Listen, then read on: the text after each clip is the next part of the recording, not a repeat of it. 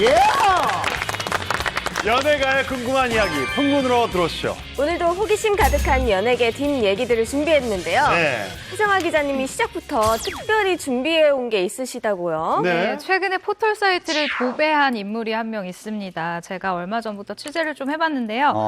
가만히 생각해보니까 우리 풍문쇼 MC 박수홍 씨가 계셔서 제가 이 아이템에 조금 더 신경을 써서 준비를 한 게 아닌가 생각합니다. 그럼 뭐죠, 여러분?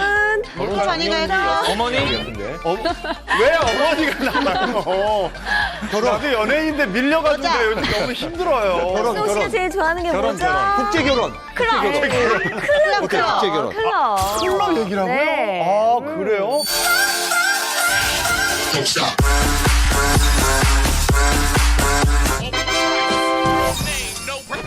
This looks like a job for me, so everybody just follow me, cause we need a little controversy, cause it feels so empty without me. I said this looks like a job for me, so 해미넴. 에미넴 아니야? 낯선 단어긴 한데요. 혹시 지난 할로윈 때 실시간 검색어 저 단어를 본 적 있으신 분 있나요? 아, 맞습니다. 저는 알죠. 저는 알아요. 네, 예. 정말 아주 핫한 사람이 포털 사이트를 연예인도 누르고 이제 1위를 차지를 해서 깜짝 네. 놀랐었는데 정재용, 이용주, 손흥민 씨를 누르고 실검 1위를 차지해서 사람들이 정말 깜짝 놀랐었어요. 네. 예. 해미넴 들어본 적 있으십니까 혹시? 에미넴. 네.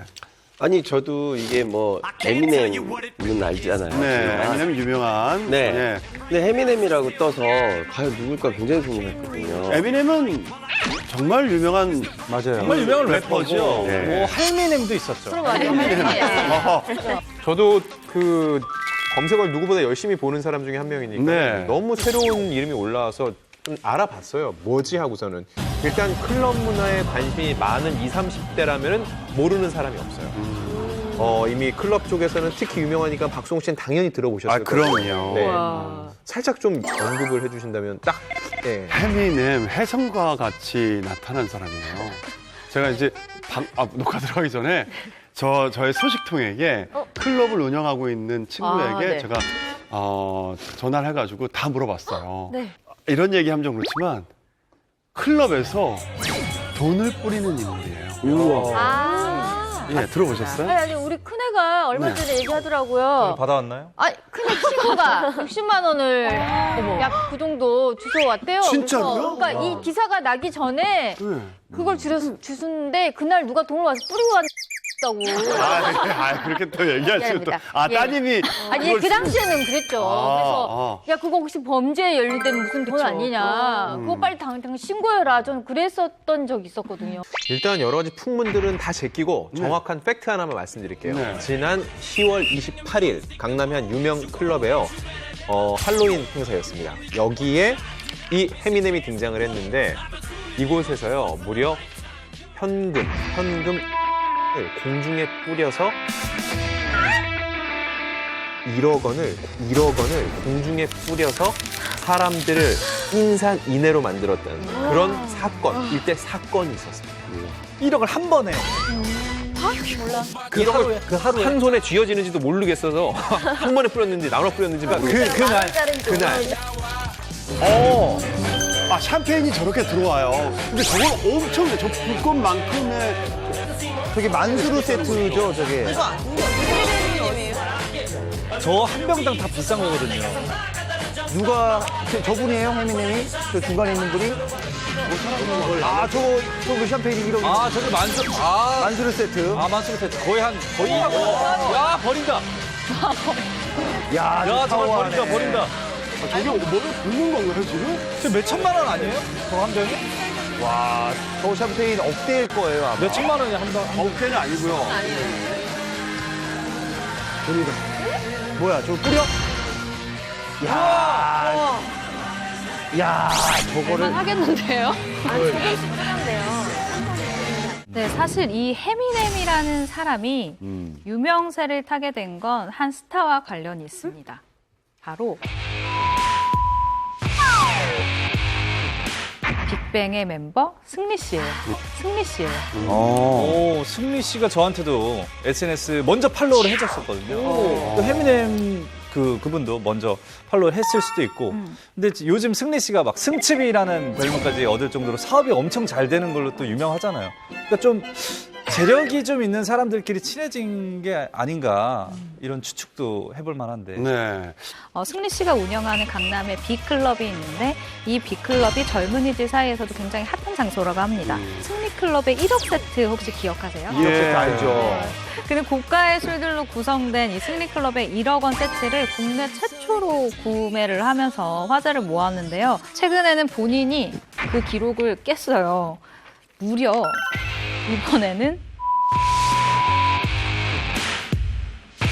2억 5천만 원에 달하는 고가의 A 샴페인을 이 샴페인이 30리터짜리가 있는데 이걸 아시아 최초로 한 클럽에서 오픈을 했다고 하네요. 어쨌든 에미넴이 2억 5천만 원짜리 샴페인을 시켜서 그 세트를 마신 분이에요. 네. 뭐라는 사람이고 또 돈이 얼마나 많길래 그렇게 돈을 물쓰듯 쓰는지 사실은 궁금해요. 정체가 공개됐나요? 제가 이 A씨에 대한 취재를 좀 하면서 최근 목격담들을 좀 종합을 해봤는데요. 토요일 새벽 2시에서 6시 사이 강남 A클럽에 자주 출몰한다라는 것이었어요. 그래서 강남 클럽 일대를 돌아다니면서 찍은 영상을 준비해봤는데요. 한번 같이 보실까요?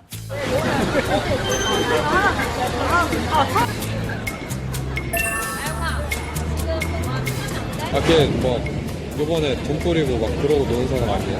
이쪽에서는 그냥 약간 좀 소문으로 많이 놀긴 하는데 알 사람들 다 알아요.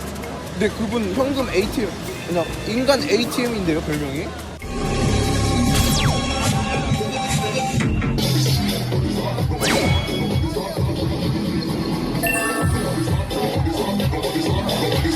거기는 주로 얼마 써요? 클럽에서? 한번 가면?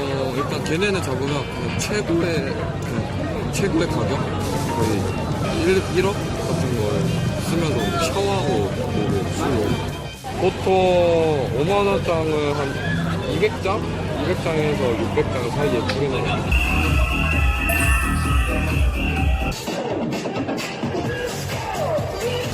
직업? 막 건물주란 말도 있던데. 1,000억? 예, 자산이 있다고 들어가지고.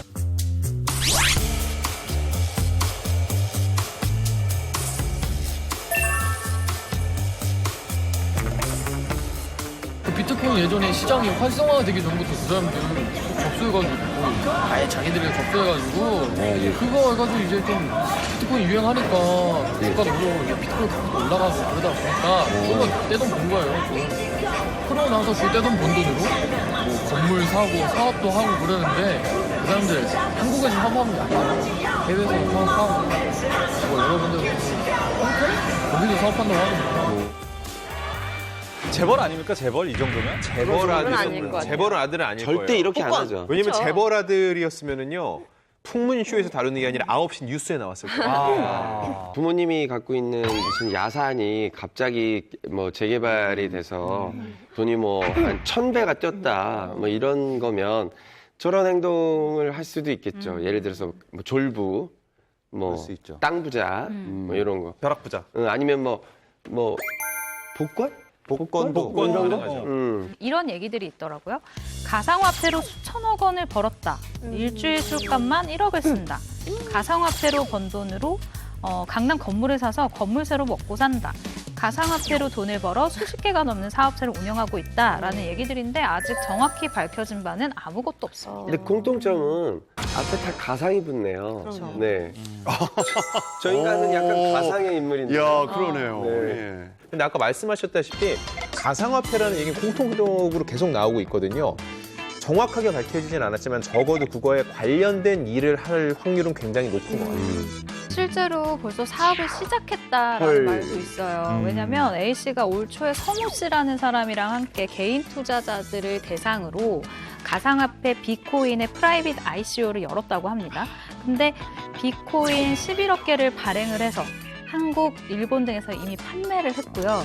그리고 이를 통해서 얻어진 수익이 무려 3천억에서 4천억이다라고 추산하는 사람들이 있어요. 우와. 그래서 이렇게 돈을 뿌리는 것도 이 3, 4천억에서 나온 것이 아닌가 하는 시선도 있습니다. 아니 보통 그 네티즌 숫자들은요, 이런 정도 영상이나 뭐 얼굴만 봐도 금방 나오거든요. 네. 누구의 동창이었으면 어디 나왔으면 이런 게 나올 텐데 아직까지도 그게 나오지 않는다는 게 오히려 이 사람을 좀 더 저는 의심스럽게 보는 경향이 있어요. 이 사람이 과연 뭘 하는 사람일까?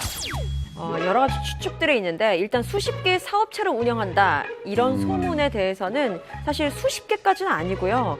강남에서 승무원 전문 학원 이걸 하나 정도 운영하는 게 전부다라고 지인이 전하기도 했습니다. 페미넴 같은 경우는 한 매체와 SNS 인터뷰를 했는데요. 여기서 자신이 돈을 어떻게 벌고 있고 자신의 직업에 대해서 오픈을 했습니다. 페미넴의 말에 의하면 이 인터뷰에서 자신은 개인 애널리스트이고 주 수입원은 투자 분석에 관한 강연이다. 과거에 파생 상품에 투자를 하다가 100억 원 가까이 날렸지만 투자를 통해 회복했고 중국과 미국 등에서 가상화폐와 투자, 무역을 겸하는 회사를 설립해 운영할 계획이다라고 밝혔습니다.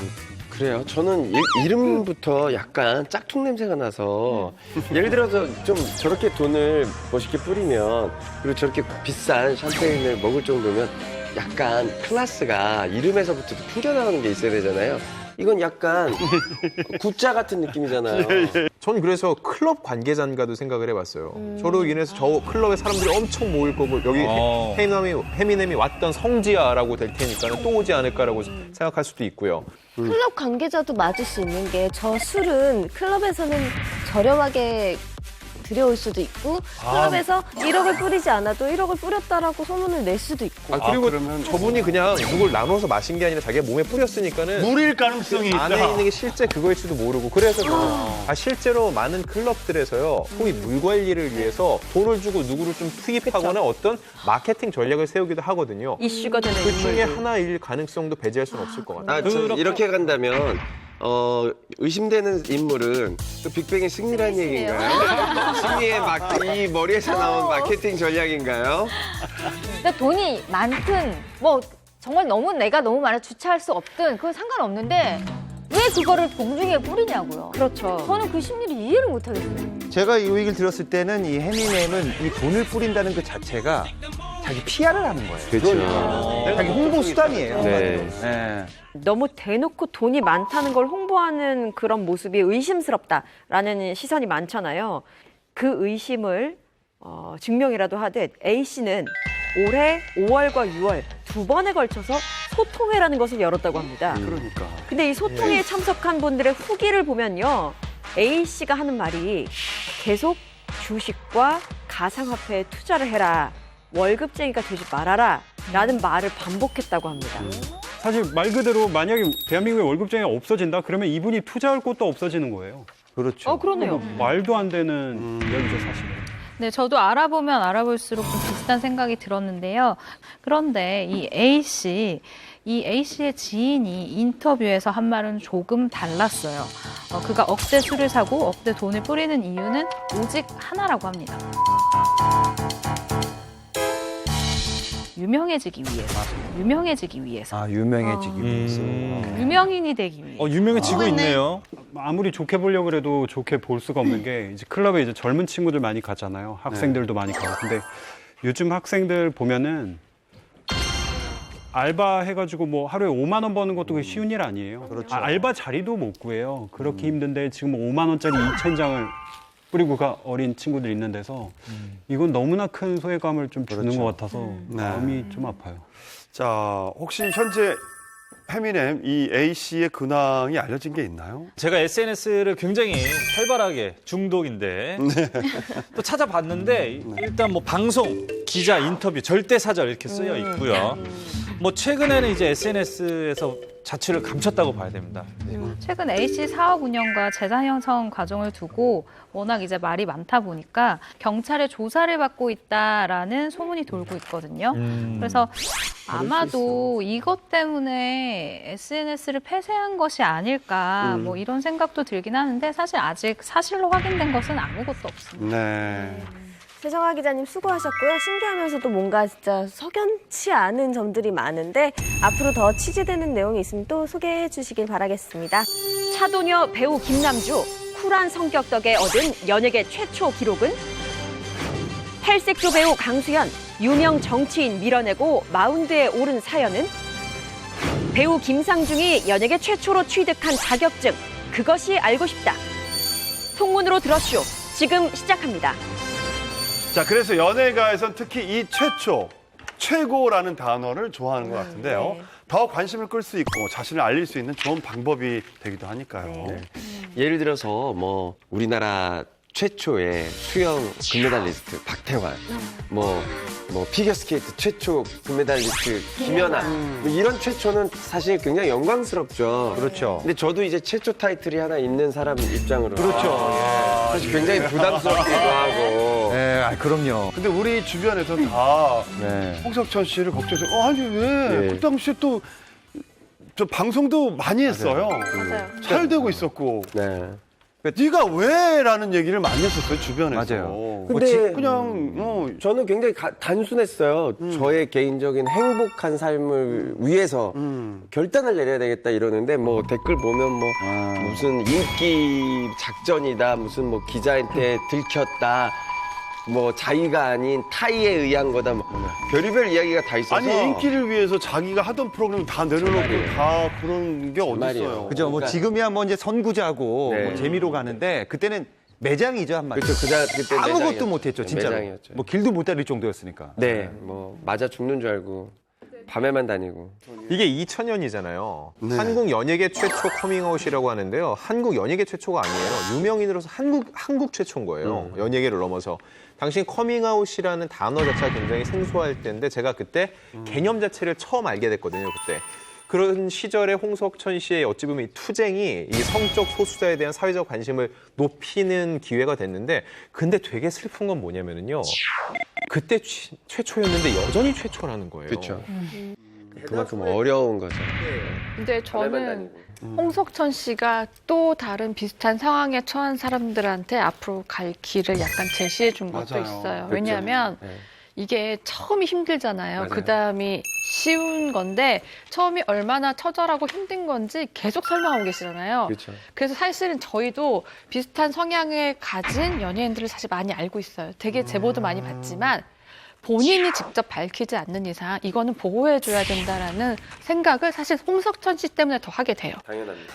홍석천 형님이 나중에 교과서에 나오실 수도 있어요. 저는 맞아요. 그렇게 생각해요. 사회문화 교과서에 근데 진짜 향후 뭐 몇 변경가는 년도에 뭐 안 나타날 수도 있을 이런 것 일이 같아요. 그럴 수 근데 있었을 진짜 거예요. 최초이자 최고일 수도 있겠다라는 왜냐면 아니 우리나라 근데 정서상 그럴 수도 이제 있겠다. 시대가 바뀌어가기 있기 바뀌어서. 때문에 제 생각엔 네. 미국에서도 많이 자신이 바뀌었어요. 뭐 뮤지션이든 영화 배우든 많이 커밍아웃 하잖아요. 그러니까 분명히 얼마지 않아서 그렇죠. 그렇게 자신의 정체성을 네. 밝히는 떳떳하게 밝히는 그런 인식 자체가 그거에 대해서 생각하지 않는 사회가 될 거라고 저는 이 생각합니다. 무게가 너무 힘든 건 너무 정확한 거고요. 특히 이게 유명한 사람이 이제 수로 만약에 커밍아웃을 하면 그 한동안 받아야 될 그 압박이 사실은 약간 목숨 걸고 해야 되는 분위기예요. 많이 낮았다고는 하지만 그렇지만 저는 이게 지금 한 18년째잖아요.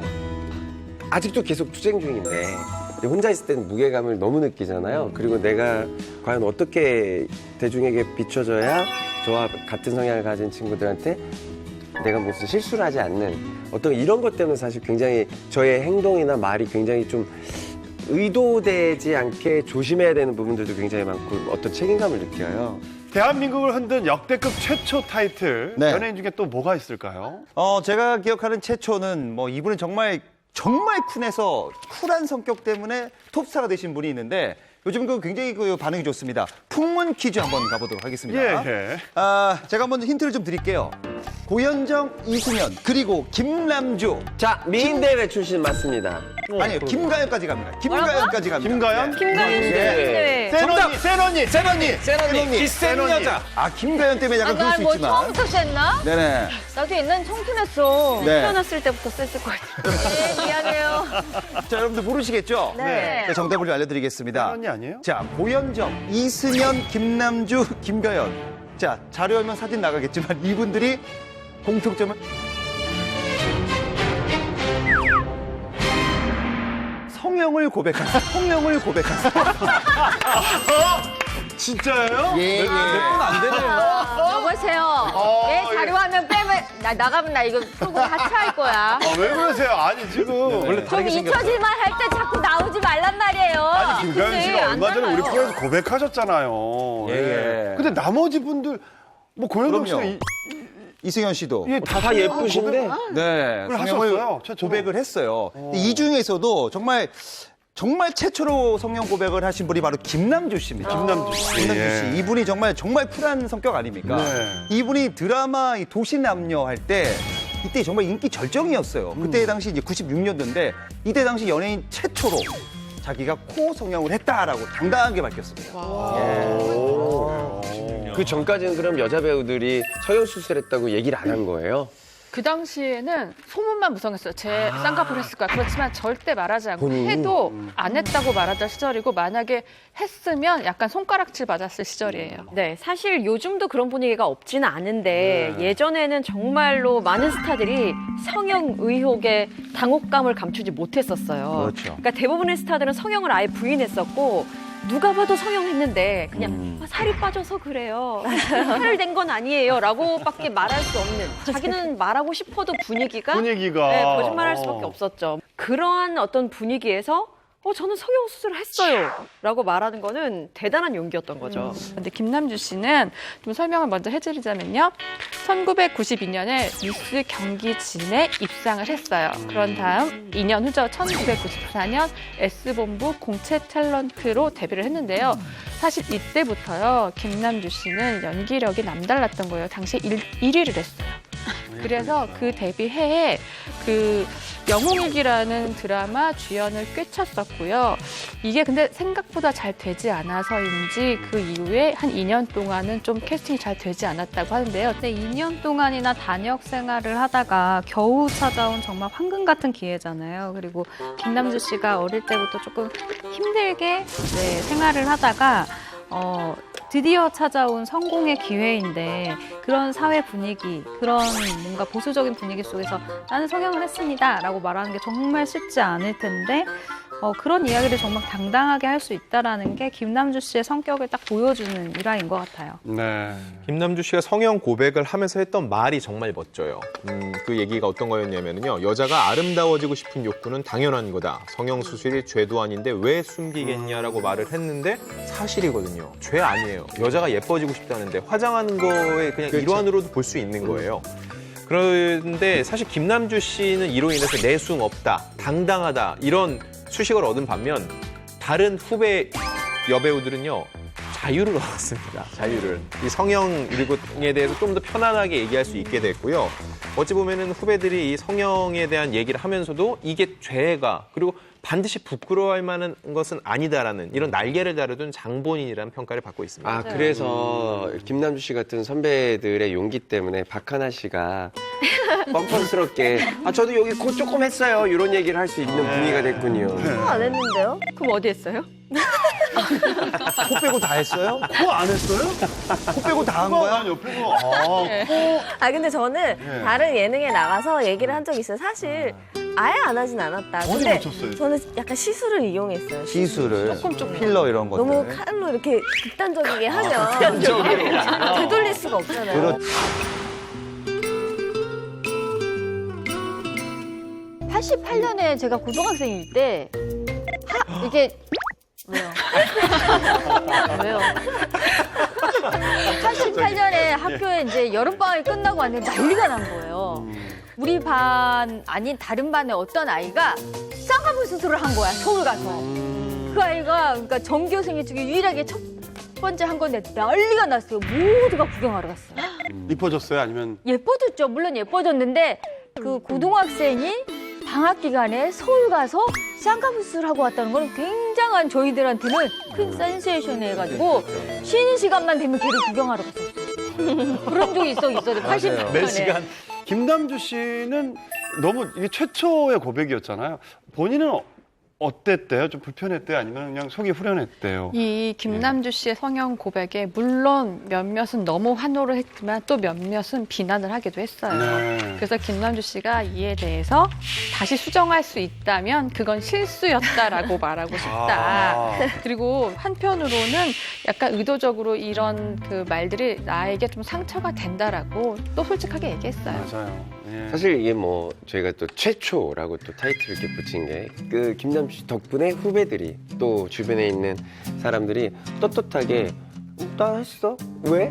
그게 뭐? 이렇게 얘기할 수 있다라는 거를 마련해 준 것이 굉장히 큰 일이었던 것 같아요. 네. 김남주 씨가 후배들에게 성형에 대한 고백을 할 수 있게 자유의 날개를 달아준 것처럼 네. 후배들에게 인생 역전의 길을 터준 스타도 있다고 합니다. 어떤 스타가 또 어느 분야에서 최초의 기록을 또 물꼬를 텄길래 후배들의 인생 역전을 했다는 이야기가 나오는 걸까요? 일단 이 스타가 이 최초의 기록으로 물꼬를 터준 덕분에 이 분야에서 정말 인생이 바뀐 스타를 말씀을 드릴게요. 네. 후배 스타는 클라라 씨입니다. 정답! 클라라? 정답. 시구.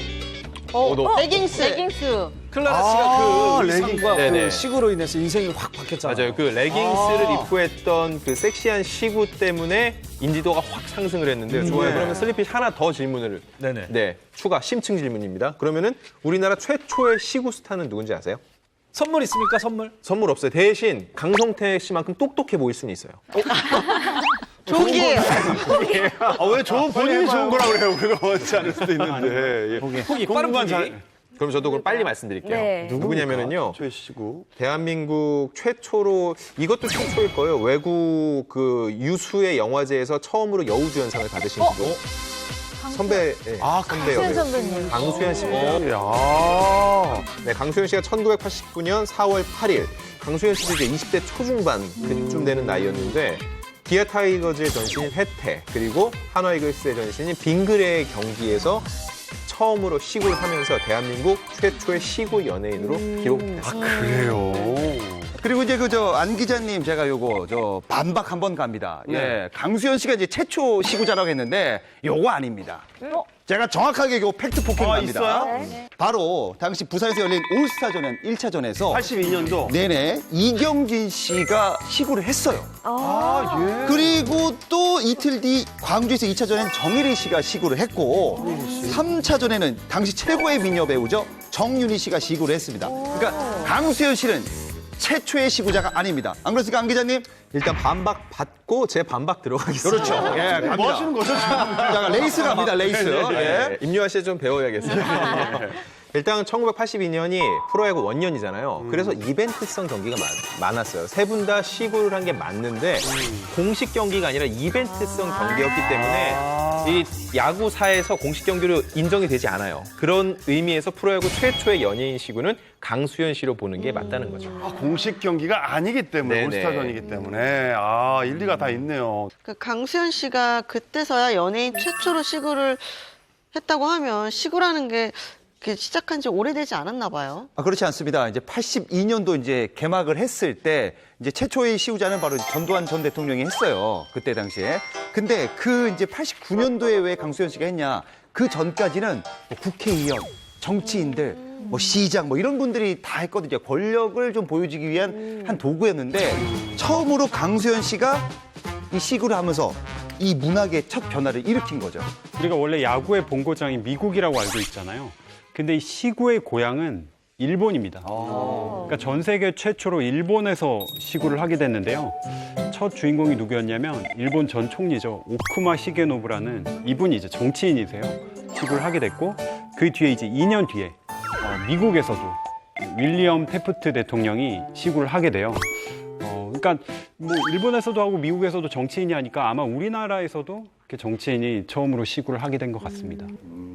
그런데 그때 당시 쟁쟁한 정치인들이 시구를 했었는데 갑자기 연예인인 강수현 씨가 시구를 하게 된 계기가 있을 것 같아요. 네. 강수현 씨가 한국 연예계 최초의 타이틀을 갖고 있는 게 있잖아요. 다들 알고 계실 텐데 87년에 국내 배우로는 최초로 세계 3대 영화제 중에 하나죠. 베니스 영화제에서 영화 씨바지를 통해서 네. 여우 주연상을 수상했습니다. 씨바지 좋았죠. 단숨에 이제 월드스타로 발돋움하게 됐는데 이 영화제에서 여우 주연상이 얼마나 큰 상인지는 뭐 다들 다 아시겠고 특히 이 한국의 여배우가 당시 아시아권 여배우들 중에서 최초로 이 상을 수상했기 때문에 굉장히 큰 거였고요. 이 일은 한국 영화계 역사에 있어서 아주 길이 남을 이야기입니다. 그리고 당시 현지 언론들도 베니스 영화제 사상 최대의 이변이다라고 할 정도로 굉장한 대단한 일이었어요. 그렇죠. 세계적인 영화제에서 최초로 아시아권에서 통틀어서도 최초의 수상을 했으니까요. 예. 그런데 저는 지금까지 전도연 씨가 칸 영화제에서 여우주연상을 받은 게 한국인 최초로 3대 영화제 수상이라고 생각을 하고 있었거든요. 그 전에 이제 베니스 영화제예요. 그렇죠. 이게 근데 결국 반복 학습의 결과인데요. 사람이 시각적인 자극이 굉장히 크잖아요. 전도연 씨가 칸 영화제에서 여우주연상을 받는 장면은 많이들 보셨을 거예요. 수시로 나오니까요. 그런데 강수연 씨가 베니스 영화제에서 상 받는 장면을 보셨나요? 잘 기억이 안 나요. 기억이 안 나는 게 당연해요. 그 자리에 강수연 씨가 없었으니까. 왜? 강수연 씨가 바쁜 일정 때문에 참석하지 못했다라고 당시 얘기는 했는데 전혀 탈 줄 몰랐나 보다. 그렇죠. 그래서 당시에 이제 출품을 했던 영화진흥공사가 있을 거 아니에요. 그쪽에서 참 영화제에 참석 제안조차 강수연 씨에게 하지 않은 게 아니냐 이런 이제 의혹도 있었어요. 강수연 씨는요, 네. 1969년 4살의 나이에 데뷔를 했어요. 그러니까 학교보다 방송국을 더 자연스럽게 다녔고, 그때부터 사회생활을 한 거죠. 그리고 나중에 또 성장기가 돼서 보통은 이렇게 아역 스타로 하면 하이틴 스타로 쭉 가기가 쉽지는 않아요. 근데 K본부의 드라마죠. 고교생 일기라는 드라마를 통해 일약 스타덤에 오르고 하이틴 스타라는 그 닉네임이 딱 붙여집니다. 네. 예.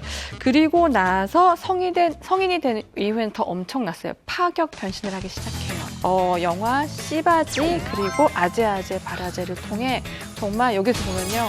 파격 변신 이런 파격 변신이 없어요. 지금 다른 그러니까 청순함과 이 섹시함을 동시에 표현해낸 아역 출신 배우인 거죠. 네. 이 영화를 통해서 모스크바 영화제에서도 여우 주연상을 탔습니다. 그래요. 저는 강수연 씨를 여배우를 이제 뭐 할리우드의 전설적인 여배우들이랑 비교를 해보면 예를 들면 엘리자베스 테일러의 젊은 전성시대 때 얼굴 형태가 자체가 좀 비슷하잖아요. 그러니까 청순하면 청순하고 또 섹시하면 굉장히 섹시하고 퇴폐미가 있으면 또 퇴폐미까지 할 수 있는 그런 다양한 얼굴을 가진 한국 여배우의 어떤 상징을 갖고 있는 배우라고 생각해요. 그 바람과 함께 사라지다. 예전에 비비안 리. 스칼렛 비비안 리. 비비안 리하고도 닮았어요. 네. 한국의 스칼렛 비비안 리라고 오하라. 했었어요, 예전에. 스칼렛 오하라. 자, 그렇다면 강수연 씨 또 최초가 있나요? 네, 그렇습니다. 바로 또 다른 최초 기록은요. 네. 바로 최초로 얼굴 보험에 가입했다.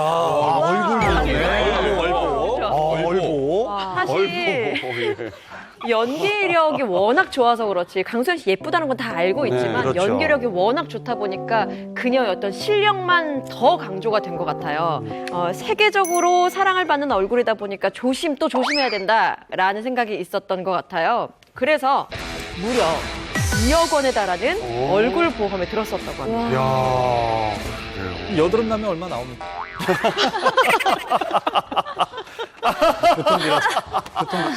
근데 어쨌든 세계가 인정한 그 연기력이 어디서 나오겠습니까? 그 외모에서 또 얼굴에서 나오는 거니까 사실 그 정도 투자는 아깝지 않다고 생각을 하는데 사실 그렇게 보면 다리 보험을 든 여자 연예인이 있었잖아요. 맞아요. 네, 맞아요. 네.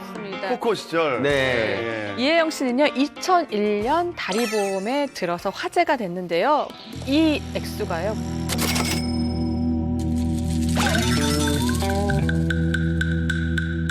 무려 12억 원이에요. 12억 원이었어요. 우와. 근데 이 당시에 저 너무 기억하는 게 뭐냐면 이혜영 씨는 늘 핫팬츠나 다리가 정말 너무 예뻐요. 네. 지금도 예쁜데 와 이혜영이니까 가능하다라는 얘기가 사실 되게 많았었고요. 근데 이혜영 씨가 또 나중에 이런 얘기를 해요. 시간이 흘러보니 이게 쓸데없는 보험이라고 생각이 됐다. 그래서 이 보험을 해지했다고 하고요. 대신 종신보험으로 바꿨다고 합니다.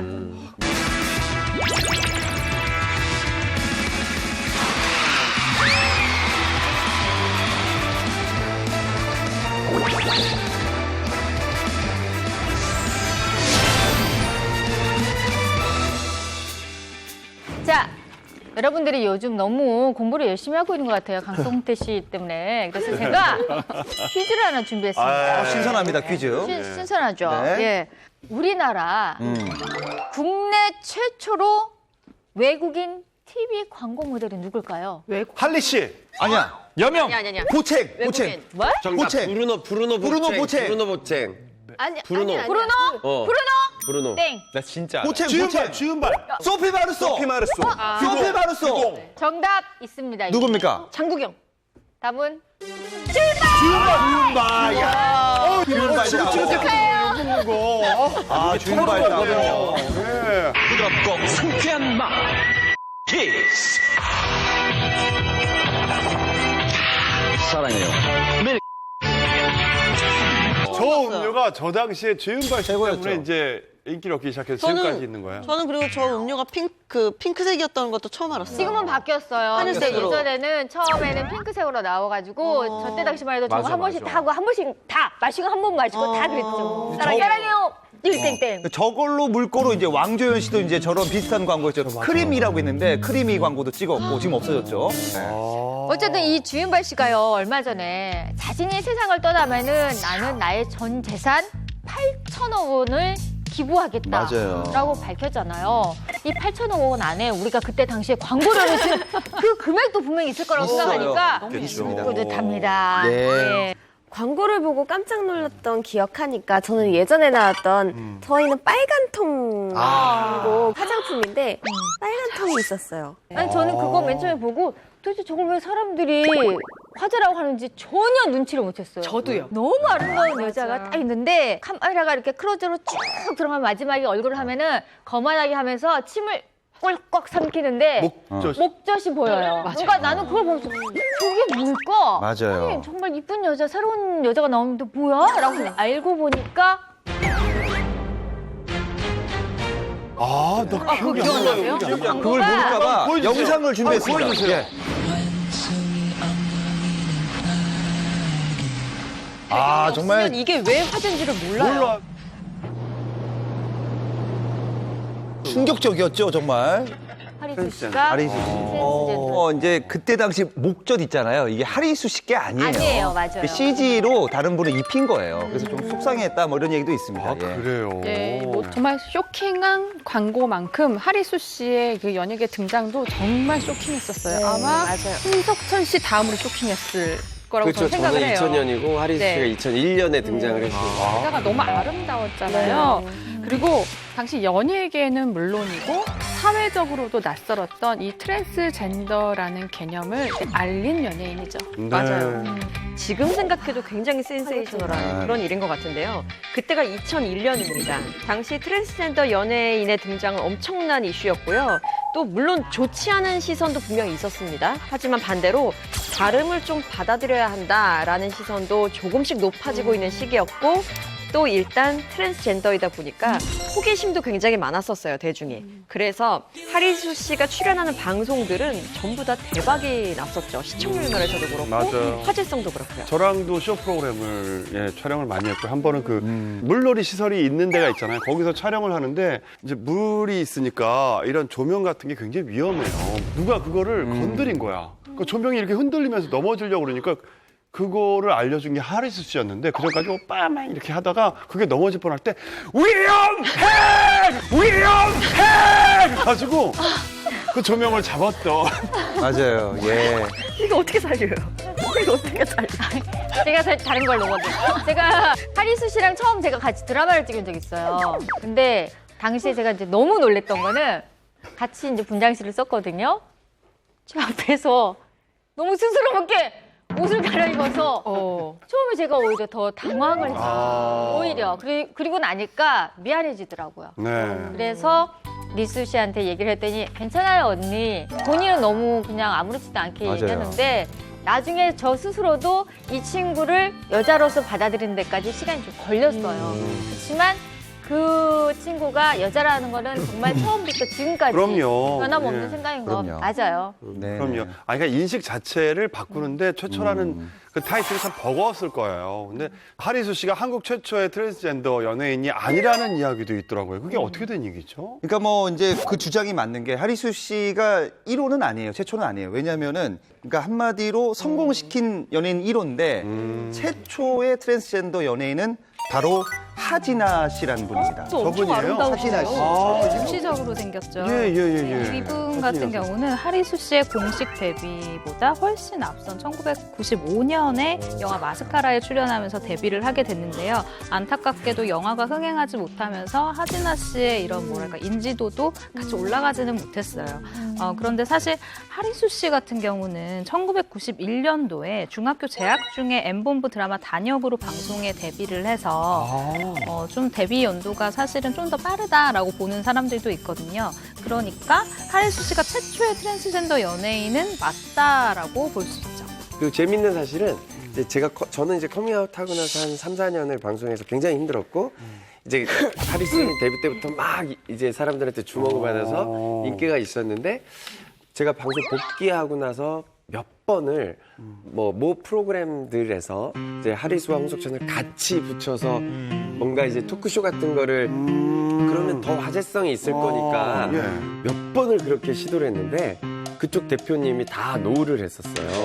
지금이라도 사실은 저는 이제 리수 씨랑 저랑 뭐 이런 우리 풍무쇼 같은 프로그램에서 같이 이야기를 나누거나 뭐 이렇게 하면 사실은 조금 더 좋을 것 같아요, 저는. 그래요. 리수 씨 네. 한번 모셔보는 것도 좋을 것 같아요. 한번 모셔보는 것도 나쁘지 않은 것 같아요.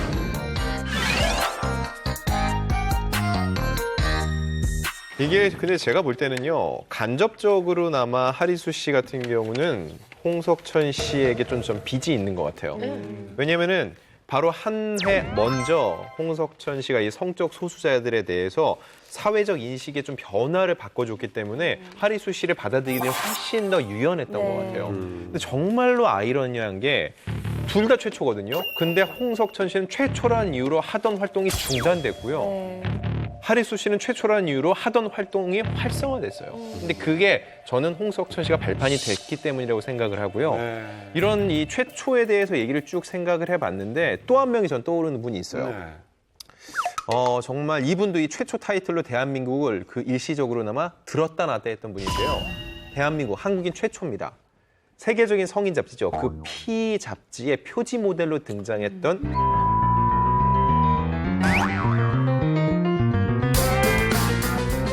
이승희 씨. 이승희 씨. 나비. 맞아요. 맞다. 그때 정말 센세이션했죠. 맞아요. 기억이 납니다. 네. 남자분들은 아마 저와 같은 기억이 많으실 텐데요. 네. 아유, 알죠. 아세요, 강성태 씨? 좀 왠지 모르겠는데 제가 알아요. 뭐야 그게? 우와 우리 제일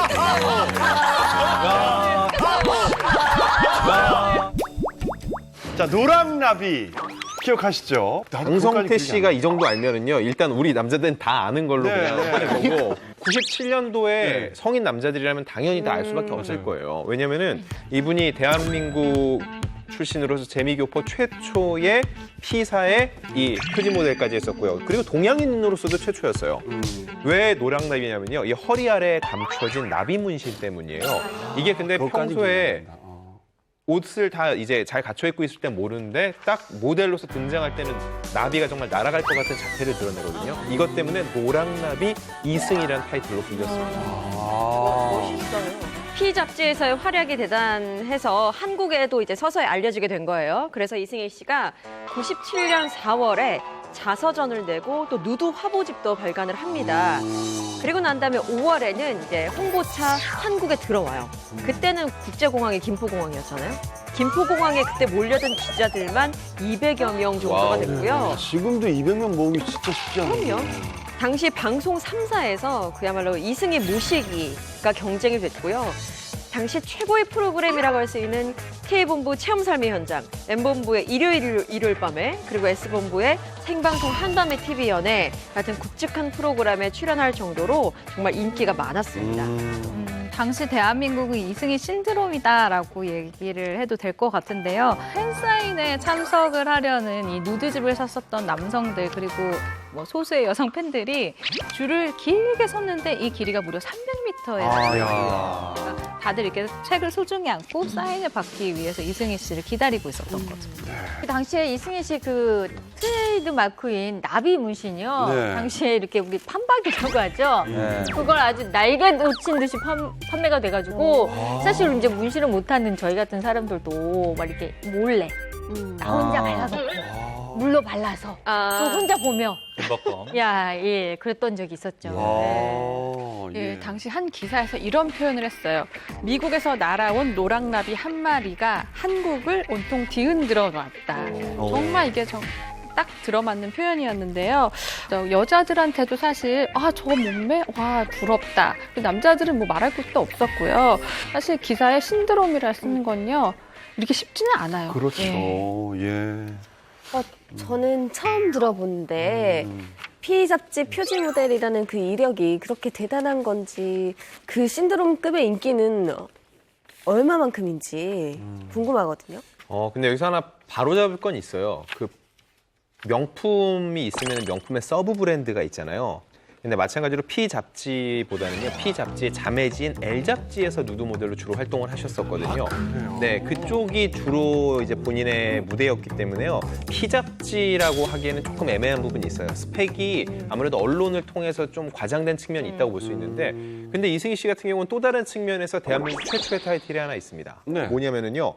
1996년에 이 인터넷을 통해서 굉장히 유명해지면서 세계적인 스타가 됐거든요. 결국 대한민국 최초의 인터넷 스타는 이승희 씨라고 할 만합니다. 네, 글쎄요. 이승희 씨가 대한민국 남성들에게 인터넷 문화를 가장 빨리 만들어주신 분이다 이런 얘기가 있어요. 맞아. 그 얘기 있었어. 대중화를 시켰다. 왜냐하면은 그때 당시 이제 잡지를 사려면 세운상가나 청계천 같은 것을 샀단 말이에요. 근데 이승희 씨를 검색하고 보고 싶어서 대한민국 남자들이 컴퓨터와 인터넷을 배우면서 검색하기 시작해서 IT가 한국으로 가는데. 그렇죠. 이승희 씨가 이거를 인도했다 이런 얘기들이 있습니다. 네.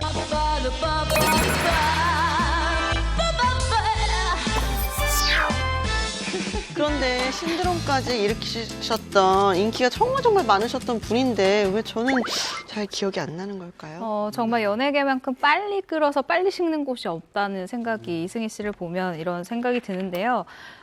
정말 국내에서 식을 줄 몰랐던 그녀의 인기도 1999년도에 영화 우리의 하룻밤이라는 영화에 이 흥행이 참패를 하면서 국내에서는 정말 조용히 사라지게 됩니다. 이후에 이승희 씨는 할리우드에서 연기를 하면서 활동을 이어가게 되는데요. 영화 내겐 너무 아찔한 그녀 그리고 김윤진 씨가 출연해서 굉장히 유명해진 드라마 로스트에 출연을 해서 한국 팬들에게 굉장히 또 반가운 얼굴을 보여주게 됐습니다. 인기는 뭐 식을 수 있지만 팬들의 사랑은 여전합니다. 2007년 미국 월간지 S에서 이 온라인에서 가장 섹시한 여성 100위를 한번 뽑아봤는데 이승희 씨가 당당하게 17위에 랭크됩니다. 그래요? 더 놀라운 사실은 보니까 할리우드 이제 미녀 스타죠. 이제 샤를리즈 테론이 22위를 했고요. 린제이 로안이 29위. 그러니까 이분들보다 더 위가 바로 이승희 씨라는 이승희 씨가 대단했던 거죠, 한마디로. 헐리우드에서도 유명하신 분이시구나. 야, 최근 방송가가 90년대 이렇게 한 획을 그었던 스타분들이 나오는 막 일명 뭐 슈가맨 열풍이다. 네. 이분도 다시 한번 이렇게 컴백을 하시는 건 좀 어떤지 그런 계획은 없으신지. 쉽지는 않을 것 같아요. 일단 지난 2007년에 미국인 남자친구와 결혼을 했다는 소식을 알렸고요. 최근 들려오는 풍문에 따르면은요, 미국에서 이제 퍼스널 트레이너, PT 강사로 이제 활동을 하고 있다고 하는데요. 벌써 20년 전이잖아요. 이승희 씨도 꽤 나이가 드셨기 때문에 지금 한국에서 다시 활동을 기대하기는 좀 어려울 것 같습니다. 네. 예전에는 탑스타들의 누드 화보도 인기가 많았는데 혹시 그런 거 보신 적 있어요? 우리 때는 이제 아주 어릴 때는 썬데이 서울이라는 게 있어요. 썬데이 서울 있었어요. 썬데이 서울과 맥주집에 그 걸리는 달력 캘린더도 있고 뭐 이렇게 선전 그런 게 있었어요. 거기에 나오는 누나들은 정말 환상이었죠. 그리고 이렇게 접혀 있는데 이 썬데이 서울을 펼쳐서 이렇게 펼치면 전신이 나와요. 맞아, 이렇게. 브로마이드. 예. 지금 이렇게 전설로 기억하시잖아요. 저는 저희 회사에서 그 잡지가 나왔던 회사라서 지금 사옥이 아닌 이전 사옥에서 어떻게 촬영을 했냐면 그 지하 1층과 1층으로 가는 계단 사이에 이런 계단이 있는데 거기에 이렇게 폭포처럼 물이 나오는 공간이 있었어요. 거기서 참 많이 찍었고요. 무턱대고 대놓고 야하게 찍으려고 하지 않고요. 하나씩 말을 해요. 이걸 이런 포즈를 해달라, 이런 포즈를 해달라, 그리고 뭘 하나 이렇게 했으면 좋겠지 하면서 이게 자연스럽게 나오게 하는 그 기술이 있더라고요. 네. 그래요. 유도하시는 거구나. 네. 저 누드집 본 적이 있어요. 네. 아, 예. 남자 건데. 예? 예? 아니 2000년도 초반에 제가 그 당시에 이제 신화 멤버들하고 굉장히 친했는데 어느 날 전진 씨가 화보집이 나왔대요. 그래서 이렇게 딱 주는데 책장 제법 두꺼웠어요. 딱 열었는데 무슨 타잔인 줄 알았어요. 저는 깜짝 놀랐어요. 아, 그건 나도 봤어. 밀림 속에서 약간 타잔 컨셉으로 찍은 것들이 있어서 저는 막 그걸 보면서 웃으면서 봤는데 왜냐면 이게 모르는 사이였더라면 우와 어머 그렇게 봤을 텐데 아는 사람이 이렇게 있으니까 너무 웃긴 거예요. 저는 친구 중에 신화의 완전 팬이 있어서 나오자마자 바로 샀던 제 그 학교 다닐 때 친구가 있어요. 그래서 덕분에 봤는데 아직까지 그 충격적인 장면들이 잊혀지지 않거든요. 그 모래사장에 누워있는 민우 씨였나요? 뭐 나무 사이에 이렇게 있는 전진 씨라던가 좀 약간 장난기를 많이 가미해가지고 그런 포즈들을 저는 한 것 같아요. 2001년이죠. 아이돌 최초로 누드 화보를 발매를 해서 정말 폭발적인 인기를 얻었는데요. 당시 필리핀 마닐라 인근의 해변 그리고 정글 이 두 가지 컨셉으로 6명의 멤버들이 벗었습니다.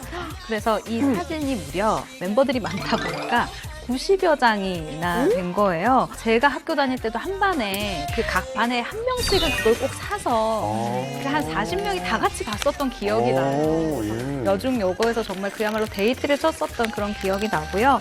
누드 화보는 15,000부로 한정 판매가 됐었는데 전부 완판이 될 정도로 엄청난 반응을 얻었습니다. 그래요. 신화의 누드 화보 발매는 당시에도 정말로 센세이셔널한 그런 효과가 있었는데 17년이 지난 지금 생각해봐도 쉽지 않은 도전인 건 마찬가지인 것 같아요. 어쨌든 아이돌이기도 했고 소녀 팬들을 거느렸기 때문에 최초이자 지금 마지막 아니에요? 누가? 아니 그 이후에도요 사실 권상우 씨나 배용준 씨 같은 몸 좋은 그런 스타들이 누드 화보집을 발간하긴 했는데요. 신화 때처럼 그렇게 충격스럽진 않았던 것 같아요. 여러 명이 하니까. 연예계의 다양한 최초 기록들을 살펴보고 있는데요. 이 최초라는 말은 기자님들 사이에서도 참 중요할 것 같아요. 네. 누가 처음 기사를 썼는지 특종, 이거 굉장히 중요하거든요. 맞아요. 예. 단독. 어떠세요? 전 개인적으로요. 네. 여기 앉아 계신 분 중에 한 분의 되게 괜찮은 이런 단독 기사를 쓴 적이 있어요. 왠지 수홍 네, 박송 씨거든요. 박송 씨거든요.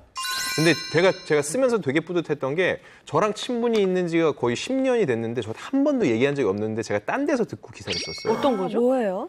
선행을 되게 오래 하신 거 아세요? 근데 그걸 제가 보육원 맞죠? 거기 원장님이랑 통화한 다음 얘기를 들었어요.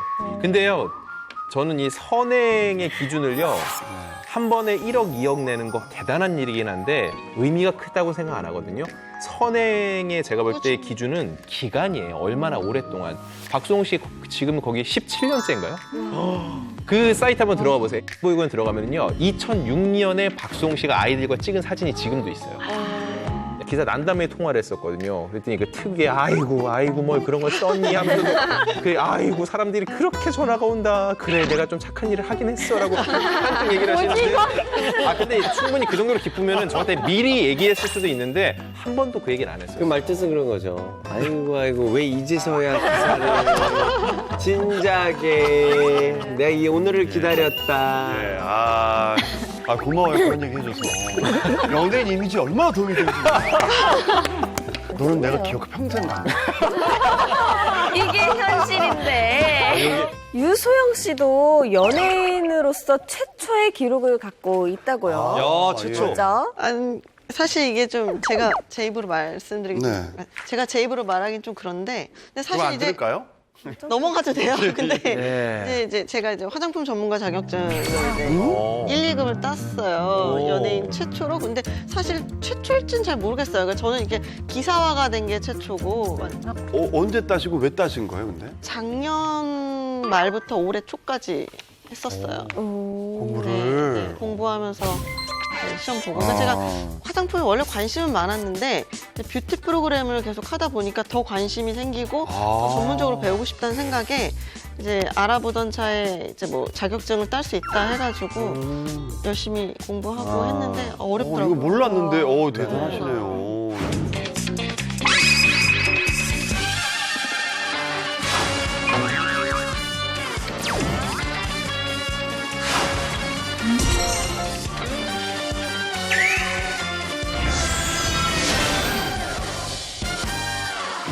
자, 스타들은 굉장히 바쁘잖아요. 그런 와중에 유소영 씨처럼 다양한 분야에서 자격증을 획득하면서 공식적으로 또 다른 능력을 또 인정받는 분들이 있는 것 같아요. 네, 맞습니다. 특히 연예인은 불안한 직업이라서 더 그럴 수 있고 네. 또 부업을 또 생각해야 되나 그런 생각을 많이 하기도 하는데 이분은 어떤 분이신가요? 네, 바로 이제 슬리피 씨가 인기가 더 있기 전에 빨리 따야 돼요. 이분은 이미 땄어요, 이거를. 네. 아니 무슨 자격증이길래 인기가 많아지면 필요한 자격증이 따로 있죠? 일단 이분이 일단 그 연예인 최초로 일단 이걸 취득했는데 이분이 누군지 제가 좀 말씀을 좀 드린다면 그런데 말입니다. 황영진. 아니, 좀 더 들어보세요. 그런데 말입니다. 제가 이 자격증을 연예인 최초로 땄단 말입니다. 네. 정말 못하네요. 그런데 말입니다. 이래야죠. 그거는 이방 같잖아요. 하지 마세요, 형님. 바로 이제 하나예요. 예. 김상중 씨인데 네. 이분이 취득한 자격증은 바로 최초로? 네네. 보험 설계사 자격증입니다. 최초로? 네네. 2012년에 김상준 씨가 연예인 최초로 보험 설계사를 따서 정말 그때 화제가 되었죠. 네. 그 당시에 왜 보험 설계사 자격증을 따신 건가요? 제가 개인적으로 생각했을 때 김상중 씨가 오랫동안 지금 S본부에서 그것이 알고 싶다라는 프로그램을 하면서 어떤 위험한 상황들을 많이 보셨을 거 아니에요. 그래서 어떤 보험의 중요성을 느껴서 공부를 좀 하셔서 따지 않았나. 그거는 그냥 보험을 가입하면 되죠. 사건 사고를 많이 보셨을 거 아니에요. 김상중 씨가 보험 설계사 자격증을 취득한 이유는 바로 광고에 출연하기 위해서입니다. 네. 이제 암 진단금을 일시금으로 받으시고 매월 꼬박꼬박 암 간병 자금도 받으시고. 김상중 씨가 보험 설계사 자격증을 취득하게 된 이유는요. 2012년을 기준으로 보험 광고 기준이 바뀌었기 때문입니다. 2012년 5월이었는데요. 금융감독원이 보험 판매 방송 개선을 통한 보험 소비자 보호 강화 방안을 발표합니다. 그 내용을 보면 보험 설계사 자격증이 없을 경우 보험 광고에 출연한다 할지라도 상품을 설명할 수 없고 추천만 가능하도록 규제하는 내용이었어요. 그래서 이 보험 내용에 대해서 디테일하게 자세하게 설명을 하기 위해서는 자격증을 따야만 가능한 거였어요. 그러면 CF를 찍고 싶으면 보험 자격증 따면 쉽겠네요. 미리 따둬야겠네요. 그러니까. 근데 따뒀는데 저희가 안 오면 궁금한 한 기사 좀 써주세요. 그럼 그때는 보험 설계사 하시면 되죠. 근데 보험 광고는 사실 톱스타들이 요즘 많이 하셨잖아요. 뭐 손예진 씨도 지금 하고 계시고, 뭐 김연아 선수, 요즘 대세인 그 정혜인 씨. 다 그럼 그분들 다 땄다는 얘기인가요? 결과적으로 말씀을 드리면요. 없어도 되고 있어도 됩니다. 이게 뭐냐면은요. 일단 손예진 씨나 이제 공효진 씨 같이 나와서 이미지를 보여주는 거. 이런 경우에는 없어도 돼요. 근데 대표적인 케이스. 이순재 선생님 나와가지고 묻지도 따지지도 않고. 아무것도 묻지 설명을 해주시잖아요. 일일이 어쩌고 저쩌고 저쩌고 이렇게 상품에 대한 얘기를 직접 하려면은 자격증이 있어야 돼요. 그래서 아나운서 손범수 씨 같은 경우는 진양혜 씨랑 부부가 보험 광고를 하잖아요. 두 분은 그걸 다 딴 거예요. 맞아요. 설명을 하기 때문에. 근데 정작 이제 묻지도 따지지도 않고 이 광고 이준 선생님 나간 다음에 신문 기사로 제일 많이 나온 게 광고 묻지도 따지지도 않고 들면 안 됩니다. 이런 게 제일 많이 나왔죠. 같이 꼼꼼히 체크해보고 들어라. 근데 그런 광고가 되게 길잖아요. 보통 우리가 광고라고 하면은 15초에서 30초 뭐 이 정도인데, 근데 한 2분에서 8분까지 되는 거를 인포머셜 광고라고 하던데, 근데 그러면 그런 어떤 긴 광고들, 특히 보험 광고 이런 거는 자격증을 다 딴 거네요? 맞아요. 그래야 가능합니다. 네. 이 살짝 얹으면요. 이게 김상준 씨가 최초로 따신 건 맞는데 가장 최고 점수요? 최고 점수 받은 사람이 누군지 아세요? 오? 네. 몇 점 맞으셨어요? 몇 점? CF 그거 하느라고 2개 틀렸나 그럴 거예요. 와. 대단하네요. 저도 한번 따볼까요? 아니 슬리피 씨, 이게 것 같은데. 희한한 게요. 이게 요즘 시대에는요. 내가 보험 그거를 땄어요. 근데 광고가 안 들어와요. 그렇게 얘기하잖아요. 무조건 들어와요. 래퍼 최초. 래퍼 래퍼 중에 최초 보험 설계사. 네. 보험 설명을 할 때 랩으로 하는 노래를 하나 내는 거. 약간부터 시작해서 나 갱스터 그러네. 약관 설명을. 괜찮다. 요즘도 그 보험 광고 보면은요.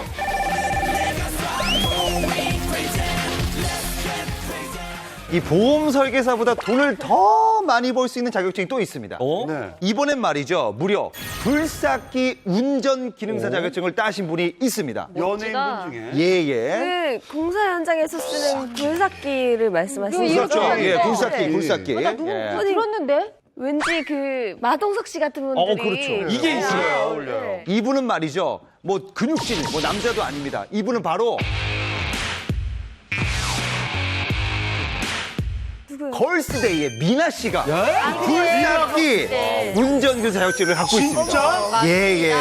아니 그렇죠. 미나 씨가 이걸 하고 있는 거예요. 썸핑하면서. 아니 근데 평생 굴삭기 근처에도 안 가봤을 것 같은 미나 씨가 이 굴삭기 자격증을 왜 딴 거죠? 2014년이었죠. S본부의 친환경 집짓기 프로그램인 에코빌리지 즐거운가라는 작품이 있었는데 미나 씨가 여기에 이제 출연을 하면서 인연이 된 건데요. 그때 프로그램 담당 PD가 먼저 미나 씨에게 제안을 했대요. 굴삭기를 좀 배워서 같이 한번 땅 파보자 이렇게 권유를 했고 미나 씨는 여자로서 그냥 무조건 힘을 쓰는 거는 좀 어려우니까 한번 기계의 힘을 빌려서라도 보탬이 되고 싶다라고 해서 이런 자격증을 따게 됐다고 하네요. 이거 합격했다는 것도 굉장히 대단한 거죠. 네. 너무 신선한데요? 신선하죠. 이게 TV 프로를 위해서 기사 연주를 위해서 그냥 따기만 했을 수도 있는데요. 미나 씨는 실제로 운전을 하면서 촬영장에서 돌밭을 갈아서 텃밭도 일구고 정말 그야말로 열일을 했다고 하는데요. 김병만 씨가 인정한 진정한 굴삭기 명조정사래요. 초보자들이 굴삭기를 이렇게 몰 때는요 위험해서 곁에 사람들이 못 간대요. 근데 미나 씨는 워낙 정교하게 몰아서 옆에서 그냥 일꾼들이 일을 해도 지장이 없을 정도였다고 하니까요. 정말 열심히 그냥. 듣다 보니까 이 굴삭기 뭔가 자격증이 약간 힙한 느낌이 있는 것 같아요. 요즘 말로 약간. 네, 그런 것 같아요. 약간 뭔가 상남자 느낌도 나고 제가 좀 따서 좀 이미지를 좀 약간 이렇게 약간 스웩 있게 좀 왜냐면 좀 남자다운 느낌이 나지 않습니까? 근데 이게 생각보다 따기가 굉장히 어렵다라고 알고 있는데 굴삭기 자격증이 뭐 일자리 구하기도 쉽고 돈도 좀 잘 벌 수 있다. 그러니까 이게 학력이나 아니면 연령 제한이 없어요. 누구나 다 이제 응시를 할 수가 있어가지고 그래서 뭐 고등학생들도 응시하고 그러거든요. 근데 이게 실제 자격증이 그렇게 쉬운 자격증은 아니거든요. 근데 합격률이 50%가 안 된다. 맞아요. 어려워요. 네. 굉장히 어렵습니다. 그렇다면 저는 포기하는 걸로. 아예 시도도 안 하겠다. 예. 근데 걸스데이 미나 씨가 이미지만 봤을 때는 굉장히 여리여리해가지고 자격증이 있어도 막 뭐 미용이나 뭐 제과제빵 그런 자격증만 있을 것 같은데 뭔가 굴삭기 자격증이 있다고 하니까 굉장히 대단한 반전이 있는 것 같아요. 저도 뭔가 반전 있는 그 자격증 하나 따보려고요. 반전 매력 타이틀은 뺏겼으니 제 생각에는 연예계 유일무이한 타이틀 한번 노려보는 게 어떨까 싶은데요. 예를 들면 성교육 자격증을 가진 서예지 씨처럼요. 근데 그런 자격증도 있어요? 이 성교육 자격증은요, 그냥 말 그대로 아이들에게 성에 대해서 올바른 교육을 해줄 수 있는 자격증이라고 합니다. 정말 이미지랑 너무 다른데 어떻게 그런 자격증을 딸 생각을 했을지 너무 신기해서 왜 따신 건가요? 서예지 씨가 스페인 대학에서 신문방송학을 전공을 했는데 그때 공부를 하면서도 남다른 꿈을 하나 갖고 있었다고 해요. 그 꿈이 뭐냐면은요. 다산입니다. 아이를 많이 낳는 거 그걸 꿈꾸다 보니까요. 미래 아이들에게 올바른 성 지식을 알려주고 싶었던 거죠. 그런 마음으로 미리미리 공부를 한 거라고 해요. 저는 애 엄마잖아요. 이게 큰아이가 대학생인데도 불구하고 아직까지도 아이한테 그런 말을 못 해봤어요.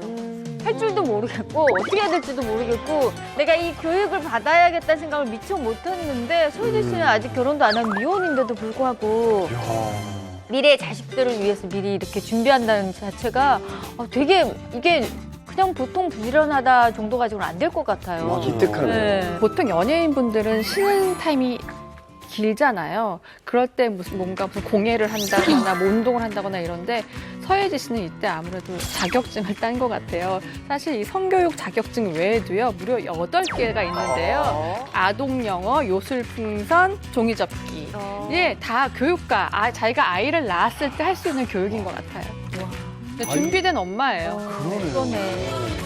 네, 이분은 연예계에서 최초로 인정받은 능력 때문에 지금 당장이라도 연예계를 떠나도 두렵지 않은 이 스타분인데 제 선배님 중에 계십니다. 바로 최근 핫바디로 완전 유명해지신 연기자 최은주 씨입니다. 예. 머슬퀸으로 변신한 모습 다들 보셨죠? 최은주 씨는 아마 다들 기억하실 거예요. 2000년대에요. 조폭 마누라, 가문의 위기 등 이렇게 코믹물에 많이 출연했었죠. 그러다가 2012년에 영화 네버엔딩 스토리를 끝으로 작품에선 사실 볼 수가 없었어요.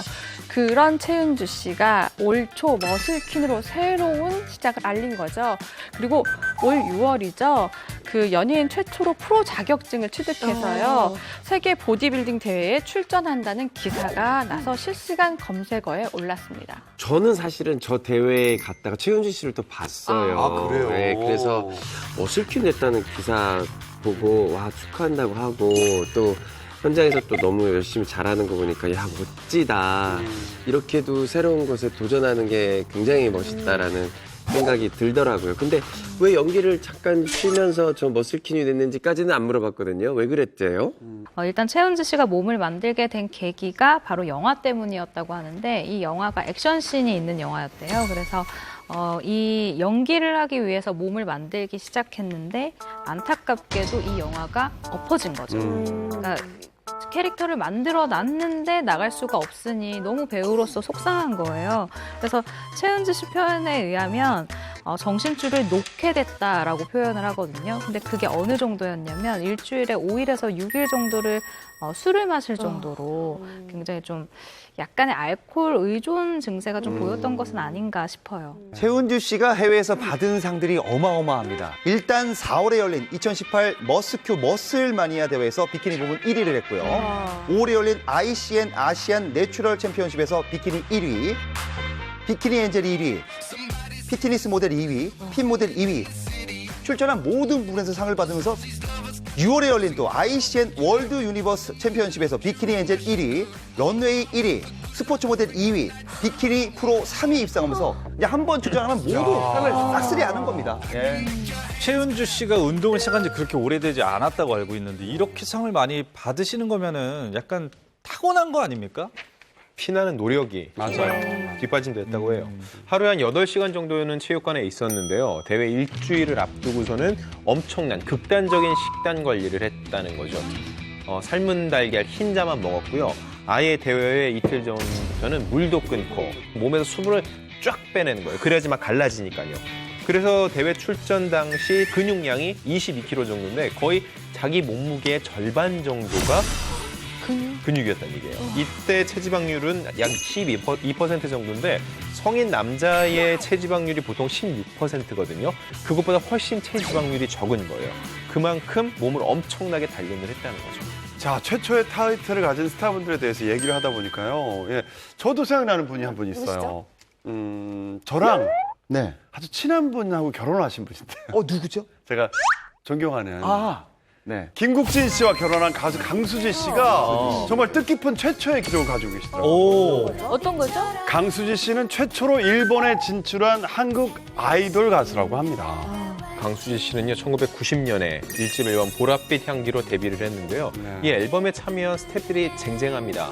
그 천재 작곡가라 불리는 윤상 씨, 그리고 하광훈 작곡가가 참여를 했었고요. 1집임에도 불구하고 강수지 씨가 보랏빛 향기의 가사는 직접 썼어요. 신인 여가수는 굉장히 이례적으로 무려 20만 장의 판매고를 기록했습니다. 대단했어요. 가끔 이렇게 예전 자료 화면을 보면 이렇게 무대에서 노래 부르는 모습을 보면은 굉장히 여리여리하고 인형이 이렇게 노래 부르는 듯한 그런 모습이 너무 어떻게 저렇게 예쁜 여자가 있을까라는 생각이 들었었거든요. 혹시 그런 모습 때문에 일본 진출에 성공한 게 아닐까요? 일단 강수지 씨 같은 경우는 보랏빛 향기가 국내에서 정말 대히트를 친 이후에 90년대 중반에 들어서면서 좀 활동이 주춤하게 됩니다. 근데 이때 아주 똑똑한 선택을 해요. 한국 활동에서 약간 부진한 이 성적을 일본 진출으로 아예 전환을 하는 거예요. 분위기 자체를 아예 틀어버리는 거죠. 그렇게 95년 6월에 일본에서 싱글 앨범을 내고 데뷔를 했는데요. 당시 일본에서 한국의 실력파 아이돌이다라는 소개를 받으면서 데뷔를 하게 됩니다. 여느 신인 가수처럼 현지의 뭐 연예, 음악 잡지 이제 뭐 사진 촬영도 하고 뭐 열심히 활동을 한 것으로 알려져 있는데요. 어느 정도 자리를 잡은 후에는 일본 TV 프로그램 고정 게스트나 진행자로까지 활동을 하면서 일본 활동에 정말 주력을 했었죠. 요즘엔 방탄소년단이다, 뭐 한류 열풍이다, 해외에서도 활동하는 가수들이 많잖아요. 네. 그때만 해도 해외 진출을 생각하는 가수들이 거의 없었을 거예요. 예. 근데 성공을 했었던 거죠. 일단 5년 동안 강수지 씨가 일본에서 활동을 하면서 한 장의 앨범 그리고 5장의 싱글 앨범을 이제 발매를 하는데 사실 데뷔 싱글 앨범만 일본 음악 차트, 음원 차트 93위에 오르면서 어느 정도 이제 순위권에 오르긴 했는데 다수의 밖의 앨범들은 사실 순위권 밖에 머무르면서 성공을 거둔 것은 아니라고 해요. 강수지 씨의 그때 또 나이를 보면 사실상 아이돌로서는 전성기가 지난 시점이 아닌가라는 의문이 있었기 때문에 그것이 또 성공 여부에도 많은 영향을 끼쳤던 것 같아요. 그러니까 강수지 씨가 이제 한 방송에 출연해서 이제 이런 얘기를 했습니다. 일본 생활은 너무 외롭고 힘들었다. 그래서 오로지 일본어 공부만 매달렸다라고 얘기를 했는데 강수지 씨는 그 어려움을 다 이겨내고 또 하나의 최초 기록이 하나 있습니다.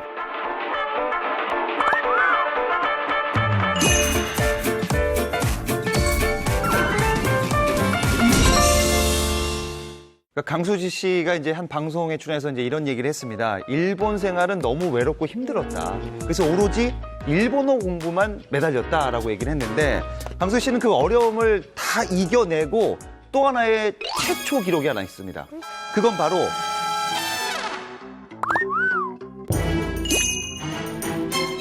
한국 여가수 최초로 일본 뮤지컬 50회 이상을 소화한 최초의 여자 가수입니다. 뮤지컬을 은하철도 999 여주인공이죠. 클레어 역을 강수지 씨가 해냅니다.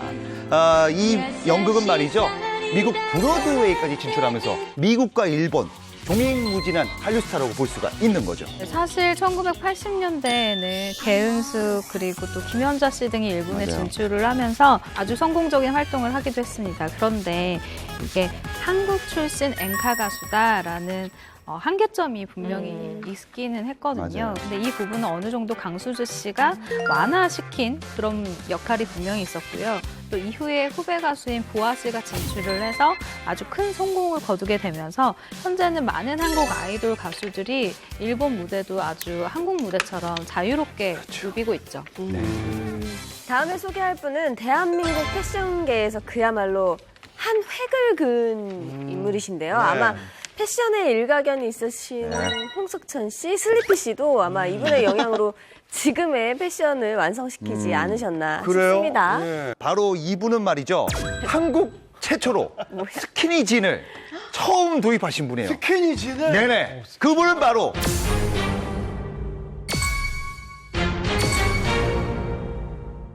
한국의 최고의 기타리스트 김도균 씨입니다. 요 빠르거든요.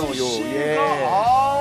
처음으로 스키니진을 처음에 한국으로 도입하신 분이에요. 그때 스키니진은 어디서 구했는지 참 궁금하네요, 오히려. 참 이 로커들의 정신세계는 알기가 힘든 게 김도균 씨가 록의 본질을 탐구하고 싶다고 이 록의 본고장인 영국으로 떠납니다. 근데 그 본고장의 로커들은 스키니진을 입고 있더라는 거죠. 그래서 영국에서 직접 스키니진을 사서 입었는데 그렇게 들여온 스키니진이 한국 최초의 스키니진의 시초였다고 합니다.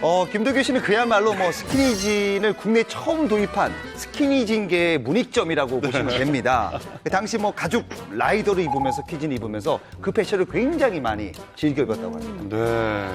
그때 당시에는 약간 그렇게 입고 스노우진 같은 경우도 약간 모양이 이렇게 뚝 떨어지는 스타일이지 약간 벙벙한 스타일이었거든요. 근데 저 당시에 스키니진을 입었다고 하니까 굉장히 앞서간 패션인데 당시에 사람들은 이걸 보고 어떻게 생각을 했을까요? 김도균 씨가 그 당시에 스키니진을 입었을 땐 100명 중에 99명이 쳐다봤다고 해요.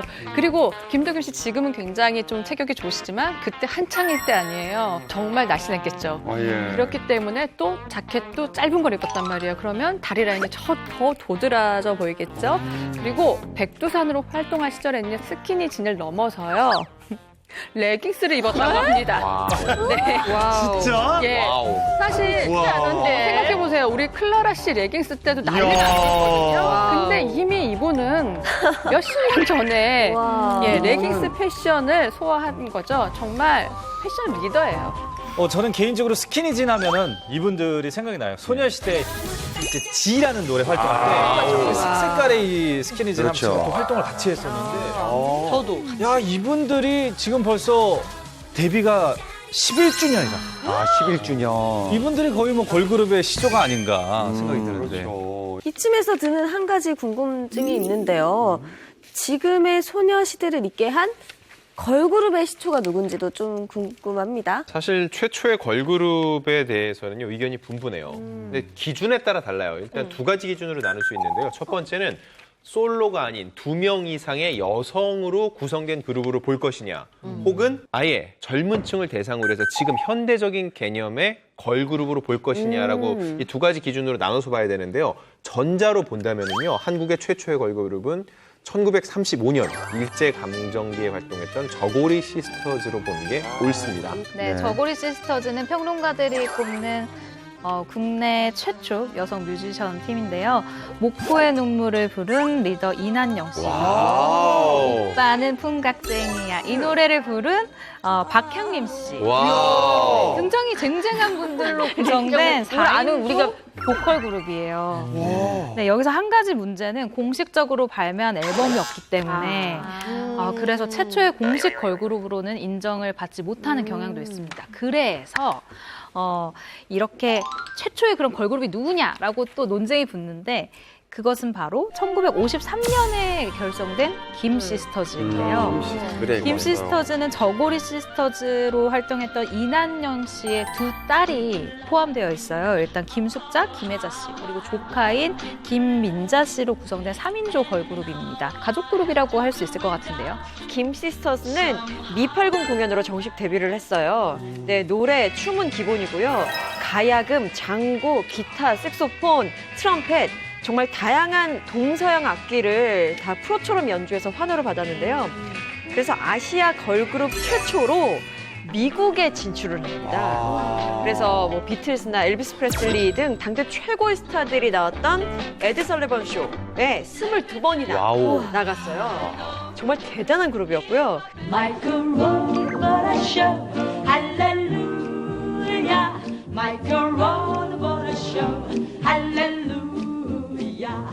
따져보니까 비공식 그리고 공식 최초 걸그룹 모두 이제 엄마와 딸이 그러네요. 한 가족이 다 네네. 하셨네요. 뭐 김스터즈 뭐 괜찮지 않습니까? 잘하는데 그 지금 걸그룹하고 좀 비교하면 약간 조금 좀 다른 느낌이 있어요. 근데 지금 걸그룹하고 거의 형태가 비슷한 최초의 걸그룹을 제가 소개하겠습니다. 지금이랑 비슷해요, 느낌이. 바로 이분들은 바로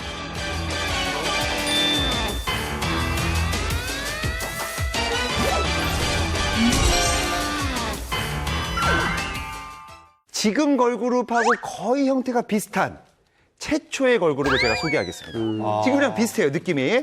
바로 이분들은 바로 88년도에 데뷔한 셋또래. 셋또래 기억나시죠, 여러분? 네, 알죠. 기억나요. 이제 SES 뭐 이렇게 생각하시면 되는데 이정, 우유나, 김정임 이 세 멤버로 구성이 됐는데 그대를 사랑해라는 노래로 이제 나왔었고 이제 19살 동갑내기예요, 그때 당시에. 그래서 10대, 20대를 겨냥한 지금으로 치면 진짜 걸그룹이라고 볼 수 있는 거죠. 네. 사실 그 당시에 일본에 소녀대라는 맞아요. 그룹이 굉장히 인기 있었어요. 그래서 이제 한국판 소녀대라면서 이제 데뷔를 한 그런 친구들인데 의상도 보면 살짝 이렇게 세일러문 뭐 이런 만화 캐릭터 뭐 이런 거를 해서 남학생들이 정말 셋돌이 하면 정말 껌뻑 넘어갔었죠. 그렇죠. 네, 제가 굉장히 발랄했던 그룹으로 기억을 하는데요. 근데 아쉽게도 1989년 2집을 끝으로 그냥 멤버들은 셋돌에는 사라지게 됩니다. 근데 여기서 정말 재밌는 사실이 하나 있어요. 셋돌의 그중에 멤버 이희정 씨는요. 먼 훗날 1998년에 이가이라는 이름으로 활동을 하게 되는데요. 이게 베이비복스의 멤버예요. 누구예요? 당시에 이 걸그룹은요. 다 10대와 20대로 구성되어 있었어요. 근데 나이를 줄여서 활동할 수밖에 없었던 거예요. 이가희 씨 같은 경우에는. 그래서 나중에 이게 알려진 거죠. 아, 사실은 이 이가희가 옛날에 셋돌의 그 멤버다라는 게 알려지면서 그 당시에는 굉장히 충격적이었던 거죠. 대중을 속였다라고 하면서 이게 굉장히 일파만파 커지면서 팀을 탈퇴하는 계기가 됩니다. 그런데 저는 또 이제 걸그룹 최초라고 할 때는요, 또 다른 좀 의견을 제시하고 싶어요. 뭐냐면은요, 기존 그룹들이요, 걸그룹이라는 이 호칭을 정확하게 사용하진 않았었다는 거죠. 근데 최초로 걸그룹이란 이름을 달고 나온 그룹이 있습니다. 1993년에 데뷔했더니요, SOS입니다. SOS 아닙니다. SOS요. 그 셋돌의 후배 그룹 정도로 볼 수 있는데요. 모두가 CF 모델 출신이에요. 그래서 외모가 출중했는데 사연진, 김창숙, 박상희, 한나 4명으로 그룹된 4인조 걸그룹이었습니다. 네, SOS는 데뷔곡 처음 느낀 그대로를 발표하면서 대중의 사랑을 받았는데요. 젊은 층을 겨냥한 아이돌형 여성 그룹이고 또 걸그룹이라는 수식어가 최초로 붙었기 때문에 국내 최초 걸그룹이다라는 거를 따지면 역시 이분들이 아닐까 싶어요. 그리고 국내 최초의 한일 합작 걸그룹이거든요. 그래서 당시 한국과 일본을 병행해서 활동을 하는 굉장히 좀 당시로선 파격적인 그런 행보를 보였는데 이런 부분이 엄청난 이슈를 모으기도 했었습니다. 그렇다면 최초의 보이 그룹은 누군지 궁금한데요. 보이그룹은 이분이죠. 87년도에 데뷔한 소방차가 최초라고 볼 수 있죠. 최초예요? 예. 서수남과 하청일 아닙니까? 듀오. 오늘 풍문으로 들어쇼는 다양한 이유로 연예계 최초 타이틀을 획득한 스타들에 대해서 얘기를 나눠봤는데요. 굉장히 이색적이고 스타들의 새로운 능력을 알 수 있는 시간이었던 것 같습니다. 네.